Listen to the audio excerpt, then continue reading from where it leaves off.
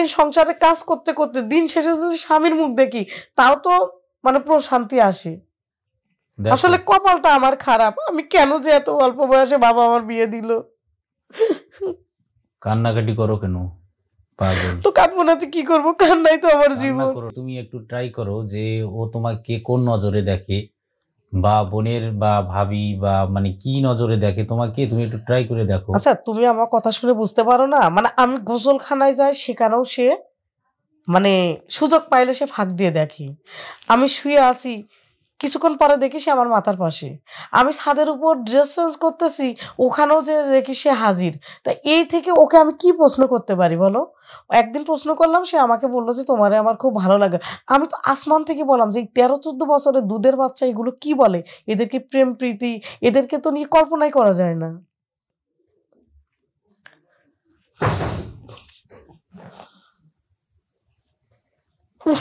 প্রয়োজনের সময় ফোন ধরে না, কি যে বিরক্তিকর লাগছে।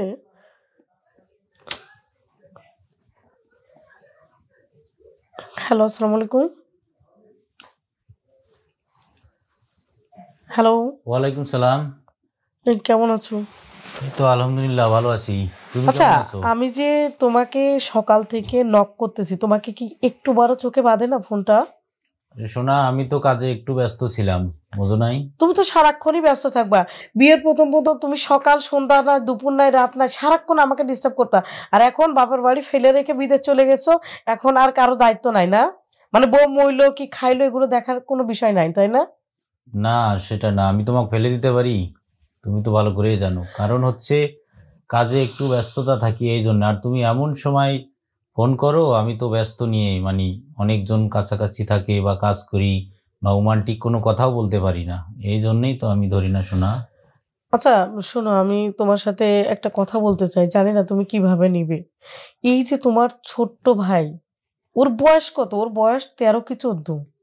সে এমন অ্যাটিটিউড করে আমার সাথে, মানে আমি আশ্চর্য হয়ে যাই যে এত ছোট পোলা কিভাবে এগুলা করে। মানে আমি কিছু বুঝতে পারি না, কারণ তোমাকে যে কিভাবে বলবো আমি বুঝতে পারছি না। হ্যাঁ বলো, কি সমস্যা? ভাই কি করে তোমার? আরে সমস্যা হয়েছে কি, ও কি করে, আমি যদি গোসলখানায় যাই ও দেখি এক দৃষ্টিতে তাকিয়ে থাকে, আমি বুঝি না। সেদিন কি হয়েছে জানো, আমি ছাদের উপরে ড্রেস চেঞ্জ করছি, ও দেখি দূর থেকে মানে দরজার আড়াল থেকে চুরি করে করে দেখে। আমি দেখে আশ্চর্য হয়ে গেলাম। তারপর আরেকদিন কি হয়েছে শোনো, আমি মাথা ব্যথা করছে, আমি শুয়ে আছি, ও এসে দেখি আমার মাথার পাশে এসে চুপ মেরে বসে পড়ে এক দৃষ্টি দিয়ে তাকিয়ে থাকে। বিশ্বাস করো এইগুলা দেখে আমার না খুবই অবাক লাগছে। মানে কেন এমন হচ্ছে? আর এতটুকু ছোট বাচ্চা, ওর দৃষ্টি দেখে বিশ্বাস করো আমি আতঙ্কিত হয়ে যাচ্ছি। আচ্ছা ওকে হচ্ছে একটু তুমি বুঝ দেবা না যে কি জন্য করছো, আর মাকে একটু বিষয়টা জানাতে তুমি। না আসলে ও ছোট বাচ্চা তো, আমি একদিন যাই হোক ওকে আমি ডেকে জিজ্ঞাসা করেছি। ও বলে যে ভাবি তোমাকে না দেখতে আমার অনেক ভালো লাগে। শুধু এই কথাটাই বললাম, তোমার কি ভালো লাগে? বলে তুমি যখন রান্না করো আমি তোমাকে দেখি, তুমি যখন এটা করো এটা দেখি। আবার কি করে জানো, আমি রান্না করতেছি কখন এসে দেখে রান্নাঘরের আসল ধরে দাঁড়িয়ে আছে। বিশ্বাস করো ওরেই যে একটা অবাক দৃষ্টি দিয়ে তাকিয়ে থাকা, মানে আমার কেমন কেমন লাগে যে এতটুকু ছোট বাচ্চার এমন এক্সপ্রেশন কেন হবে। মানে আমি নিতে পারছি না, বিশ্বাস করো আমার অনেক ভয় করে। আচ্ছা ঠিক আছে, তুমি হচ্ছে ও তো এখন ছোট, তারপরে হচ্ছে মানে তুমি তো দেখতাই যে ছোট থেকে ও তোমার সামনেই বড় হয়ে গেল। কারণ ও হচ্ছে মানে ওকে তুমি একটু ট্রাই করো যে ও তোমাকে কোন নজরে দেখে, বা বোনের বা ভাবি বা মানে কি নজরে দেখে তোমাকে, তুমি একটু ট্রাই করে দেখো। আচ্ছা তুমি আমার কথা শুনে বুঝতে পারো না? মানে আমি গোসলখানায় যাই সেখানেও সে মানে সুযোগ পাইলে সে ফাঁক দিয়ে দেখে। আমি শুয়ে আছি, কিছুক্ষণ পরে দেখি সে আমার মাথার পাশে। আমি ছাদের উপর ড্রেস চেঞ্জ করতেছি, ওখানেও যে দেখি সে হাজির। তা এই থেকে ওকে আমি কি প্রশ্ন করতে পারি বলো? একদিন প্রশ্ন করলাম, সে আমাকে বললো যে তোমারে আমার খুব ভালো লাগে। আমি তো আসমান থেকে বললাম যে এই 13-14 বছরের দুধের বাচ্চা এগুলো কি বলে, এদেরকে প্রেম প্রীতি, এদেরকে তো নিয়ে কল্পনাই করা যায় না।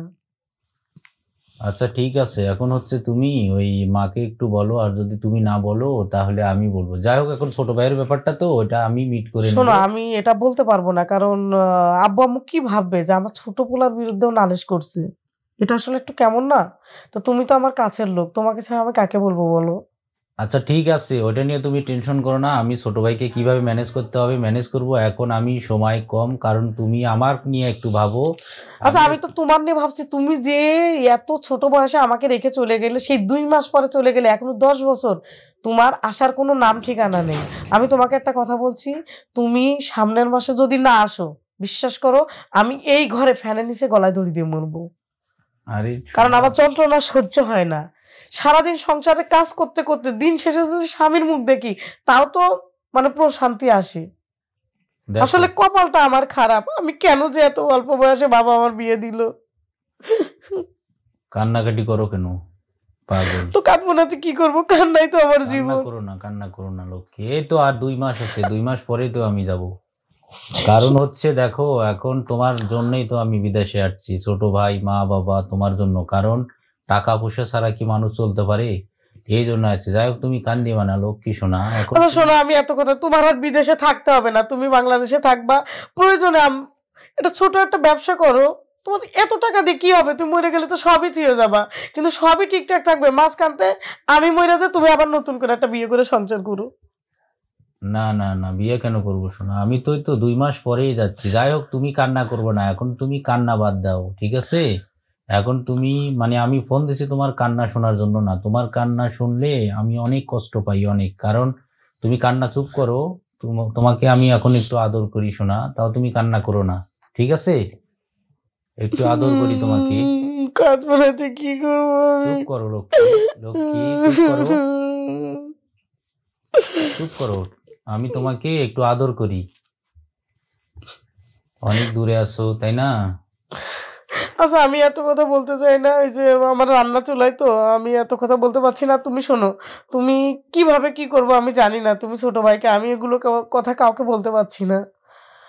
আচ্ছা বলছি তো তোমাকে যে ছোট ভাইয়ের ব্যাপারটা আমি মাকে বলে ওটা ঠিক করে দেব, ঠিক তুমি আছে? মাকে দূর থেকে বলবার, বলবে যে আমার ছোট একটা পোলা, মাসুম পোলা, তার বিরুদ্ধে কথা বলছে। কারণ কি জানো, পরের মেয়েরা কখনো শ্বশুর বাড়ি আপন হয় না, কিছু বললেই আচ্ছা তাদের ঠিক দোষ হয়ে আছে, যায়। সমস্যা নেই, ওটা আমি বলবো। তাহলে এখন থাকো, ভালো থাকো, আর সময় করে ফোন দেবো তোমাকে। হ্যাঁ, তোমার আচ্ছা সাথে ঠিক অনেক আছে, আর কথা তুমি আছে। একটু বিষয়টা তা একটু বলো, দেখো। এখন আমি তোমাকে একটা কিস করি, বলো। না থাক, এখন কিস করতে হবে না। আচ্ছা ঠিক আছে, সময় করে আমি তোমাকে ফোন দেবো। হ্যাঁ সোনা, ভালো ওকে, থাকো। খুদা ওকে, হাফেজ, আসসালামু আলাইকুম। ওয়ালাইকুম সালাম।